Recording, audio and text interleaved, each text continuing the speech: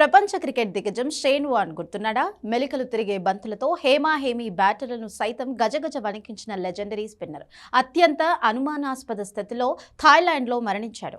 అప్పుడు అతని క్యారెక్టర్ పై ఎన్నో రకాల కథనాలు మీడియాలో పుంఖానుగా వచ్చాయి. సరే, అతని వ్యక్తిగత జీవితం ఎలా ఉన్నా 2008లో అతను తీసుకున్న ఒక తెలివైన నిర్ణయం ఇప్పుడు ఆ కుటుంబానికి అతిపెద్ద భరోసాను ఇచ్చింది.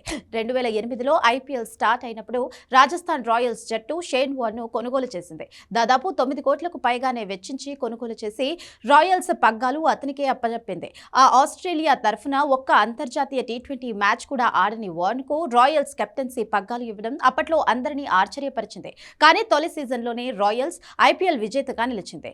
ఇప్పటికీ 18 ఏళ్లు గడిచినా రాజస్థాన్ మరో కప్పు కొట్టలేదు. అది పక్కన పెడితే 2008లో రాయల్స్ తరఫున బరిలోకి దిగిన షేన్ వార్న్ తనకు సాలరీ బదులు ప్రతి సీజన్ కు 0.75% ఈక్విటీ అడిగాడు. అందుకు అప్పటి యాజమానులు ఓకే చెప్పారు. రాజస్థాన్ రాయల్స్ తరఫున 4 సీజన్లు ఆడడంతో ఆ జట్లో షేన్ వార్న్ కు 3% వాటా లభించింది. వార్న్ చనిపోయే వరకు ఆ ఈక్విటీని అస్సలు అమ్మలేదు. తాజాగా రాజస్థాన్ రాయల్స్ ను వాల్మార్ట్ ఫోర్ట్ కాన్సర్టియం సుమారు 15,000 కోట్ల రూపాయలకు కొనుగోలు చేసింది. దీంతో షేన్ వార్న్ వాటాగా సుమారు 450 కోట్లు వచ్చాయి. ఇప్పుడు ఆ సంపదంతా వార్న్ కుటుంబానికే చెందుతుంది. వార్న్ ముందు చూపు ఇప్పుడు ఆ కుటుంబానికి పెద్ద భరోసాగా నిలిచింది. ఐపీఎల్లో కేవలం 4 సీజన్లు ఆడి 450 కోట్లు తీసుకున్నాడంటే మాటలా?